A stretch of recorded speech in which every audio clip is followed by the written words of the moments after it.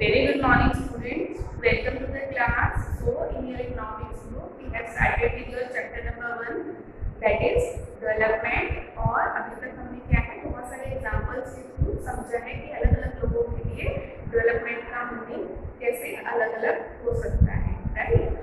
तो अपनी last class में हमने पढ़ा था कि जब भी हम किसी दो लोगों का कंपैरिजन करते हैं तो क्या करते हैं हम कुछ ही फीचर्स के बेसिस पे उनका जो है कंपैरिजन, उनका जो है तुलना करने की कोशिश करते हैं, ठीक है। लेकिन जो डिफरेंस यानी कि कंपैरिजन का जो मेन सबसे बड़ा फैक्टर होता है वो इस बात पर डिपेंड करता है कि हमारा ओवरऑल कंपैरिजन करने का गोल क्या है, ठीक है, कि हम कंपैरिजन करना किस पर्पस से चाहते हैं। अब सपोज अगर हमें क्लास 10 का जो है एक हेल्थ रिकॉर्ड बनाना है, ठीक है, यानी कि हमारा जो है गोल क्या है क्लास 10 का हेल्थ रिकॉर्ड बनाना, ठीक है। तो जितने भी हमारे कंपैरिजन के अलग अलग स्टूडेंट्स के सपोज 40 स्टूडेंट्स हैं क्लास 10 में, तो 40 स्टूडेंट का कंपैरिजन हम किस बात को ध्यान में रख के करेंगे, हमारा गोल क्या है हेल्थ रिकॉर्ड। तो उसी के अकॉर्डिंग हम जो है 40 बच्चों में कंपेयर करने के लिए उन फैक्टर्स को डिफाइन करेंगे जो कि हेल्थ से रिलेटेड होंगे, जैसे कि स्टूडेंट्स की हाइट क्या है, वेट क्या है ना, हेल्थ से रिलेटेड और जितने भी फैक्टर्स हैं उन सबको लेके हम उनका कंपैरिजन करेंगे। यहाँ पे हमें पता है कि हमारा जो गोल है वो क्या है हेल्थ रिकॉर्ड को बनाना। तो कंपैरिजन करने का जो एक सबसे मेन फैक्टर होता है वो यही होता है कि हमें ये पता होना चाहिए कि कंपेयर करने का हमारा गोल क्या है। तो आज हम चैप्टर 1 को ही कंटिन्यू करते हैं। Open your economics group, chapter number 1, page number 8, right. विभिन्न देशों या राज्यों की तुलना कैसे की जाए, हम इस हेडिंग के साथ चल रहे थे। और page number 8, last heading,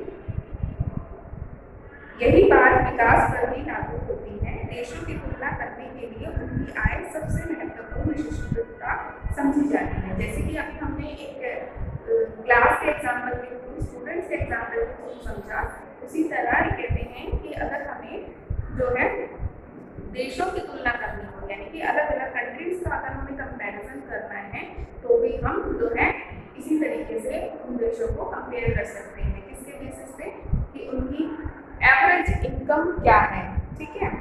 average income क्या है अभी हम इसमें समझते हैं।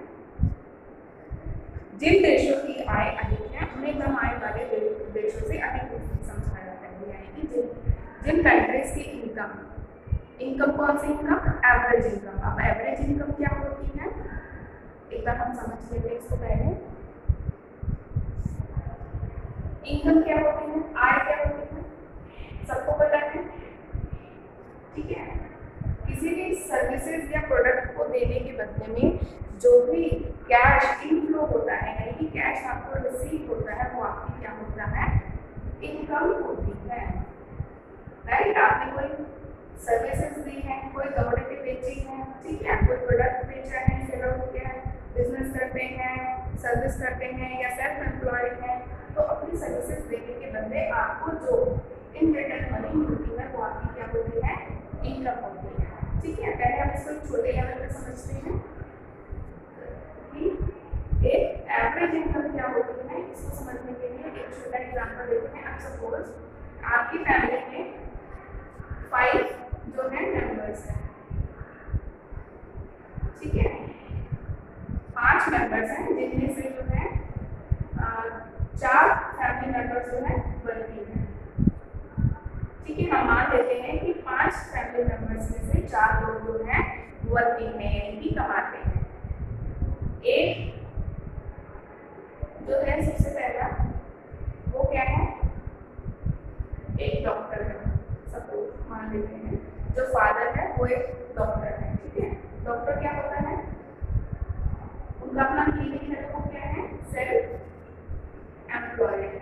सेल्फ एम्प्लॉयड मतलब सेल्फ एम्प्लॉयड कौन होते हैं, जो अपनी सर्विसेज को बेचते हैं, सर्विसेज को यानी कि अपनी स्किल्स को बेचते हैं, ठीक है। अब डॉक्टर की क्या स्किल होती है कि उनको ट्रीटमेंट करना आता है पेशेंट का, तो इसमें ना तो वो कोई चीज़ सेल कर रहे हैं, है ना, कोई सेल तो नहीं कर रहे, लेकिन वो क्या कर रहे हैं, अपनी स्किल्स को, उनकी जो गुण है उसकी सेवा दे रहे हैं।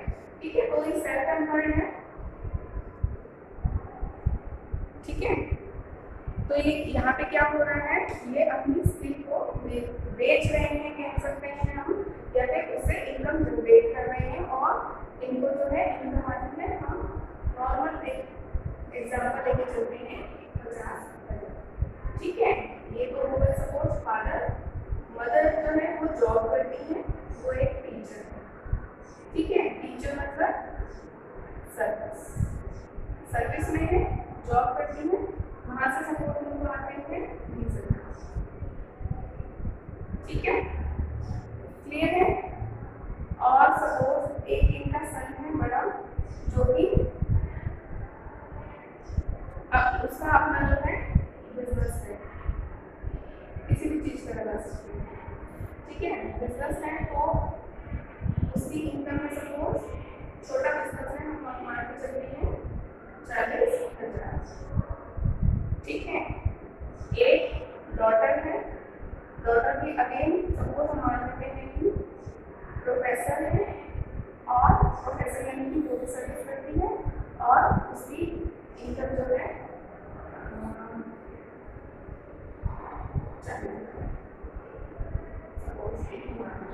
ठीक है। तो क्या है, टोटल जो है 5 फैमिली मेंबर्स में से 4 जो हैं वर्किंग हैं।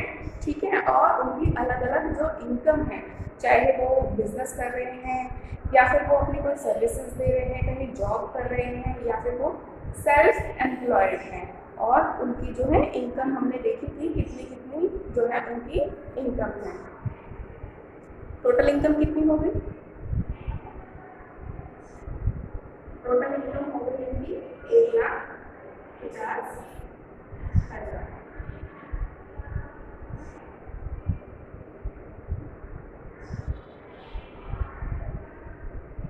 कितनी हो गई टोटल इनकम, 1,50,000। अब अगर हमें ये देखना है कि ये जो फैमिली है इसमें 5 मेंबर हैं, इसकी एक एवरेज फैमिली इनकम क्या है, यानी कि एवरेज पूरी फैमिली की एवरेज इनकम क्या है, तो हम क्या करेंगे, क्योंकि यहाँ पे हम पूरी फैमिली की बात कर रहे हैं। ठीक है, यहाँ पे सिर्फ इन 4 लोगों की, हम कह रहे हैं कि पूरे परिवार की एक जो है एवरेज इनकम जो है क्या है, औसत आय क्या है, उसको निकालने के लिए हम जो है, जो ये 5वां मेंबर रह गया, जो कि कोई काम नहीं करता, हो सकता है वो स्टूडेंट है, छोटा है, ठीक है, और वो कोई काम नहीं करता है, लेकिन अगर हमें जानना है कि इस पूरे परिवार की मासिक आय कितनी है, तो हम क्या करेंगे, इस 5वें मेंबर को भी इनके साथ इंक्लूड करेंगे। उसकी इनकम 0 है, लेकिन फिर भी हम क्या करेंगे, निकालने के लिए एवरेज इनकम निकालने के लिए क्या करेंगे, total income,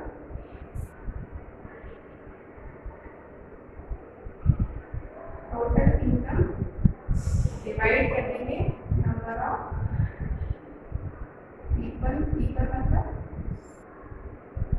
number of family member. ठीक है, यानी कि number of persons. Total income कितनी थी, 1,50,000। टोटल मेंबर कितने हैं, 5, तो एवरेज इनकम कितनी आ गई,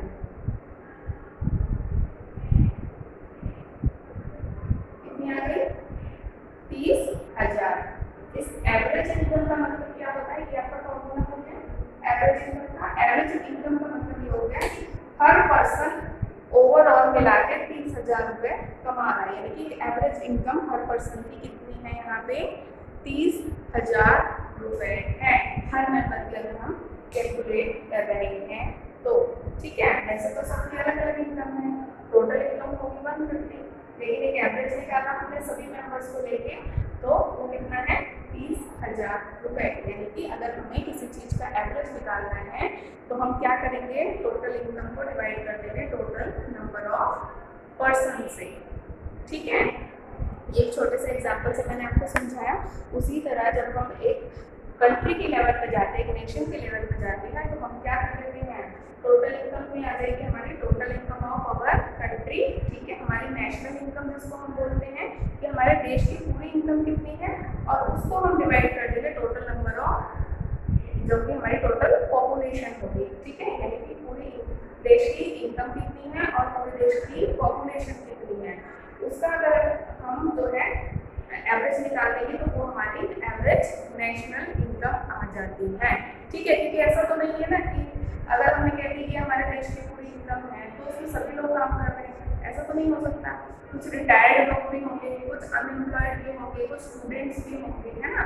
तो जैसे कि यहाँ पे था कि 5 में से 4 लोग तो कमा रहे थे, लेकिन एक जो है कमा नहीं रहा था, चाहे वो स्टूडेंट था या अनएम्प्लॉयड था, कुछ भी था। लेकिन जब हमने पूरी फैमिली की एवरेज इनकम निकाली तो हमने उस पर्सन को भी इंक्लूड करा। उसी तरह जब हम किसी देश की टोटल इनकम निकालते हैं तो हम क्या करते हैं,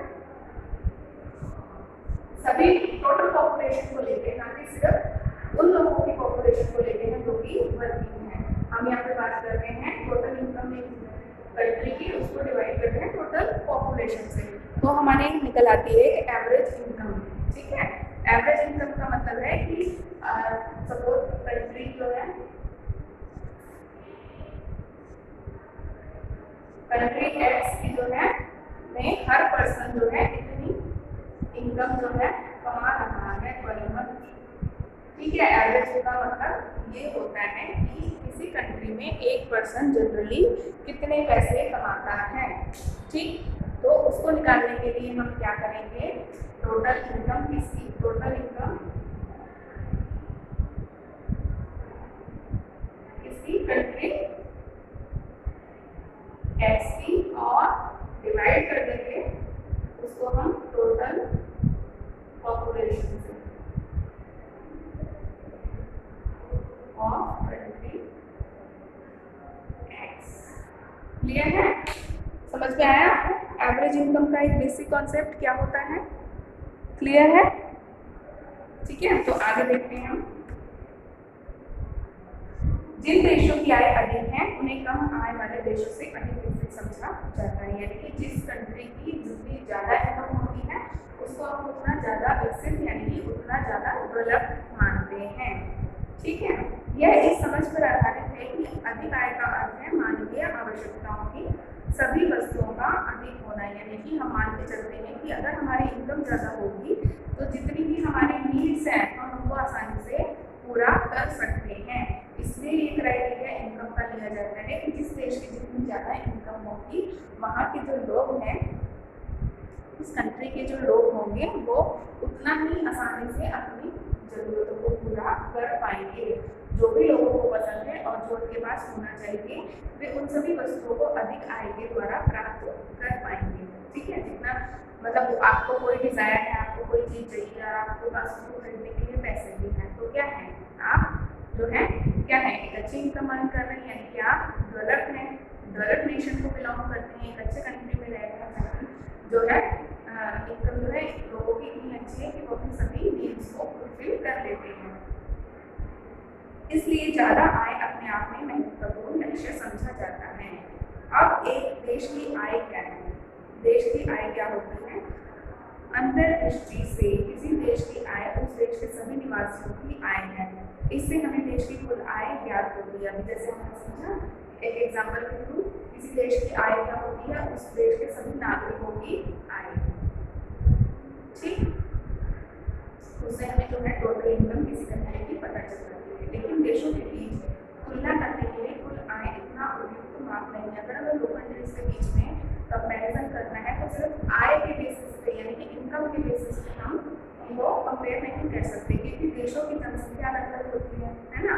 अब सपोज किसी कंट्री की जो है पॉपुलेशन ही बहुत कम होगी और इनकम उनकी ज़्यादा होगी, तो क्या होगी, उनका एवरेज इनकम ज़्यादा निकल आएगा, ठीक है। अब सपोज यहाँ पे हमने लिए थे 5 लोग, ठीक है, यहाँ पे हमने लिए थे 5 लोग, उनकी जो है फैमिली इनकम लिए 1 लाख, क्लियर है। और हमने एवरेज निकाला तो कितना आएगा,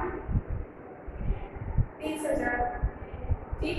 अब अगर हम भाई किसी फैमिली में जो है 3 लोग हैं, 3 लोग हैं और 3 लोग मिलकर कमा लेते हैं 1.5 लाख, और इनका इसका एवरेज निकाले तो कितना आ जाएगा, 50,000। इनकम सेम है दोनों फैमिलीज की इनकम सेम है, फैमिली इनकम टोटल इनकम इसमें चाहे 5 सदस्य हैं इसमें 3 है, लेकिन दोनों की टोटल इनकम तो 1.5 लाख है, लेकिन क्योंकि यहाँ पॉपुलेशन कम है यानी कि यहाँ पे फैमिली मेंबर्स की जो नंबर है वो कम है, इसलिए इनकी एवरेज है क्या होगी, एवरेज इनकम ज्यादा होगी। जबकि यहाँ पे फैमिली मेंबर ज्यादा है तो भी इनकी फैमिली जो एवरेज इनकम है वो कम रहेगी। यानी कि अगर किसी देश की पॉपुलेशन ज़्यादा होती है तो हो सकता है उसकी एवरेज इनकम जो है किसी ऐसी कंट्री से अगर हम उसको कंपेयर करते हैं जहाँ की पॉपुलेशन कम है तो हमेशा क्या होगा, एवरेज इनकम ज़्यादा पॉपुलेशन वालों की कम ही आएगी। क्यों?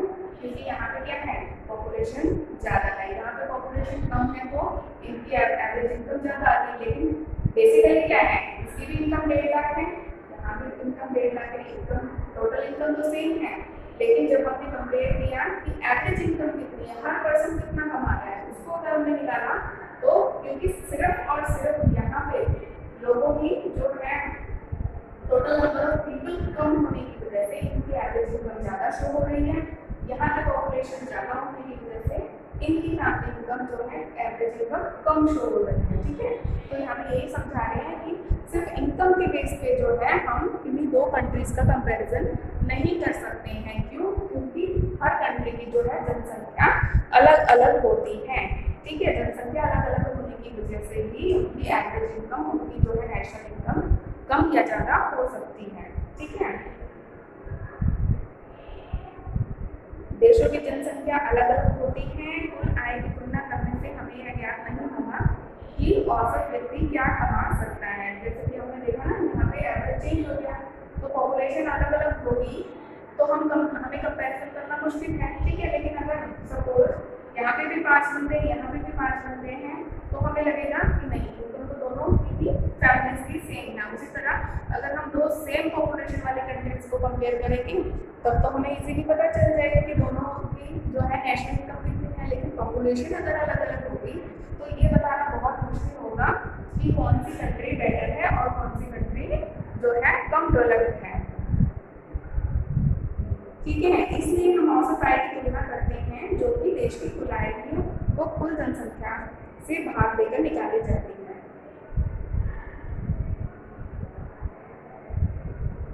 औसत आय को प्रति व्यक्ति आय भी कहा जाता है। औसत आय को हम क्या कहते हैं, ये जो हमने एवरेज इनकम निकाली थी इसको हम प्रति व्यक्ति आय भी कहते हैं। यानी कि प्रति व्यक्ति यानी कि एक देश में एक व्यक्ति कितना कमा रहा है, यानी कि एक फैमिली में एक पर्सन कितना कमा रहा है। यहाँ हमने देखा 50,000, यहाँ हमने देखा 30,000। टोटल इनकम तो हम कहेंगे कि पूरे देश की इनकम कितनी है, 1.5 लाख है। ठीक है, लेकिन जब हम पूछेंगे कि प्रति व्यक्ति आय कितनी है तो हम यहाँ बताएंगे 30,000 और यहाँ बताएंगे 50,000। क्लियर है?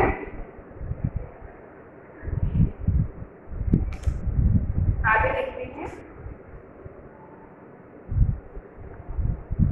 विश्व विकास रिपोर्ट 2012 के अनुसार देशों का वर्गीकरण करने में इस मापदंड का प्रयोग किया गया है। वे देश जिनकी 2010 में प्रति व्यक्ति आय $12,276 प्रति वर्ष से अधिक है उसे समृद्ध देश, और वे देश जिनकी प्रति व्यक्ति आय $1,005 प्रति वर्ष या उससे कम है उन्हें निम्न आय वाला देश कहा गया है। तो विश्व बैंक ने क्राइटेरिया बना दिया 2012 में कि अगर आपकी देश की इनकम $12,276 US डॉलर से कम है, यानी कि आपके देश में एक नागरिक की एक जो है इनकम इससे ज़्यादा है, कितने से, 12,276 से, तो आप डेवलप्ड नेशन कहलाएंगे। और अगर आपकी इनकम $1,005 US डॉलर से कम है हर व्यक्ति की, तो आपको क्या कहा जाएगा, एक निम्न आय वाला देश कहा जाएगा। भारत मध्य आय वर्ग के देशों में आता है। एक होते हैं डेवलप, एक होते हैं लोअर मतलब अनडेवलप और एक बीच के होते हैं डेवलपिंग कंट्रीज, यानी कि जो एवरेज होते हैं, यानी कि बीच में आते हैं, मध्य में आते हैं, उनको हम बोलते हैं डेवलपिंग नेशन। तो इंडिया क्या है, एक डेवलपिंग नेशन। ना तो हम पूरी तरह से डेवलप्ड कंट्रीज जो है उसमें आते हैं कैटेगरी में, और ना ही पूरी तरह से निम्न आय वर्ग के देशों में आते हैं। तो हम कहाँ पर आते हैं, हम मध्य आय वर्ग के देशों में आते हैं। 2010 में हमारी जो है प्रति व्यक्ति आय केवल कितनी हुई, $1340 प्रति वर्ष, यानी कि एक साल में एक व्यक्ति 1340 रुपये कमा रहा था, रुपये नहीं डॉलर कमा रहा था इंडिया में। ठीक है, तो इसलिए ना तो देखो हमारी पूरी तरह से 12,276 से तो हम बहुत ही कम है, लेकिन 1,005 से ज़्यादा है, तो हम कहाँ पर आए, मध्य में आए दोनों। ठीक है, तो इसलिए भारत को मध्य आय वर्ग देश कहा जाता है। समृद्ध देशों जिनमें मध्य पूर्व के देश और कुछ अन्य छोटे देश शामिल नहीं है वो आमतौर पर विकसित देश कहा जाता है। ठीक है, मध्य पूर्व के कुछ देश हैं और कुछ और छोटे देश हैं, छोटे देश शामिल नहीं हैं। इन सारे कंट्रीज को जो है हम जनरली डेवलप्ड नेशन कहते हैं। अब औसत आय नेक्स्ट पेज पे हम देखते हैं कि औसत आय किसको बता रहे हैं। यद्यपि औसत आय तुलना के लिए उपयोगी है, फिर भी यह आय समानताएं छुपा देता है। अभी हमें समझना कि औसत आय से हमें कंपैरिजन करना इजी तो होता है, लेकिन फिर भी ये असमानताओं को छुपा देता है। उदाहरण के लिए दो देश क और ख पर विचार करते हैं। सरलता के लिए हम मानते हैं कि प्रत्येक देश में 5 निवासी हैं। तालिका 1.2 में दिए आंकड़ों के अनुसार दोनों देशों की औसत आय निकालिए। अब औसत आय आपको निकालना आ गया, इस टेबल को आप खुद सॉल्व कर कीजिए कि दोनों ही कंट्रीज में जो है 5-5 निवासी हैं और उनकी जो है इनकम कितनी है, आपको डिवाइड करके इनकी टोटल जो इनकी एवरेज इनकम निकालनी है। ठीक है, क्या आप इन दोनों देशों में रहकर समान रूप से सुखी होंगे? क्या दोनों देश बराबर विकसित हैं? शायद हममें से कुछ लोग देश ख में रहना पसंद करेंगे अगर हमें यह आश्वासन हो कि हम उस देश के 5वें नागरिक होंगे, लेकिन अगर हमारी नागरिकता संख्या लॉटरी के द्वारा निश्चित होगी तो शायद हम में से ज़्यादातर लोग देश क में रहना पसंद करेंगे। ऐसा इसलिए है क्योंकि यद्यपि दोनों देश की औसत आय एक समान है, देश क के लोग ना तो बहुत अमीर हैं न बहुत गरीब, जबकि देश ख के ज़्यादातर नागरिक गरीब हैं और एक व्यक्ति बहुत अमीर है। इसलिए यद्यपि औसत आय तुलना के लिए उपयोगी है, लेकिन इसे यह पता नहीं चलता कि आय लोगों में किस प्रकार वितरित है। यहाँ पे जो आपको ये समझा रहे हैं एक एग्जाम्पल के थ्रू, ये जो आपको टेबल गिवन है यहाँ पे, इसमें क्या है आप देखेंगे कि देश क में 5 जो हैं सिटीजन्स हैं। ठीक है, अब यहाँ पे क्या हो रहा है, इनकम देखते हैं हम 9,500, 10,500, 9800, 10,000, 10,200। ठीक है, नॉर्मली लोगों की इतनी इनकम है, यानी कि ना तो ज़्यादा किसी से कम है ना ही किसी से बहुत ज़्यादा जो है इनकम ज़्यादा है, लगभग एक जैसी सी है, थोड़ा बहुत ही डिफरेंस है। लेकिन अगर हम देश ख को देखते हैं तो यहाँ पे क्या है, सिर्फ 500, दूसरे पर्सन की भी 500, तीसरे की भी 500, चौथे की भी 500, यानी कि 4 लोगों के सिर्फ 500 है। लेकिन एक पाँचवें व्यक्ति की आय 48,000 है, यानी कि इनकी तो इतनी कम है इनकम, लेकिन सिर्फ एक पर्सन की वजह से जो है इन दोनों ही देशों की टोटल इनकम और एवरेज इनकम तो सेम आएगी, लेकिन जब हमने देखा कि एक जो व्यक्ति है वो कितना कमा रहा है, तो देखो कितना डिफरेंस है। आपसे अगर पूछा जाए कि आप किस देश में रहना चाहेंगे, तो यहाँ पे इसीलिए इसने कहा है कि अगर आपको कहा जाए कि आप इस देश के 5वें नागरिक हैं, यानी कि अगर आपकी इनकम इतनी है, तब तो आप कह देंगे कि हाँ हम देश ख में रहना चाहेंगे। लेकिन अगर आप इनमें से कोई एक है तो आपको पता है कि आप इस देश में ज़्यादा सुखी नहीं रह पाएंगे, क्योंकि आपकी इनकम सिर्फ 500 रुपये होगी। वहीं अगर आपको बोला जाता है कि देश क में रहना चाहेंगे तो आप ईजिली रह सकते हैं, क्योंकि जनरली वहाँ के लोगों की इनकम जो है कितनी है, 10,000 के आसपास ही है। ठीक है, तो कितना डिफरेंस है। तो कभी कभी क्या है, एवरेज इनकम के बेसिस पे भी हम नहीं समझ पाते हैं कि दो कंट्रीज़ की जो है जो उनका एवरेज इनकम है वो सेम ही हो सकते हैं, क्योंकि ऐसा हो सकता है कि बहुत सारे लोगों का जो है इनकम बहुत कम है, लेकिन सिर्फ थोड़े से लोगों का इनकम बहुत ज़्यादा होने की वजह से एवरेज इनकम तो बराबर ही आ गई, लेकिन क्या है वो इनकम जो ज़्यादा है वो सिर्फ कुछ ही लोगों की है। तो क्या है, ये मेन बात आती है कि ये जो आय है वो लोगों में किस प्रकार वितरित है। यहाँ देखा हमने लगभग बराबर वितरित है आय, है ना, लेकिन यहाँ पे कितनी असमानता है।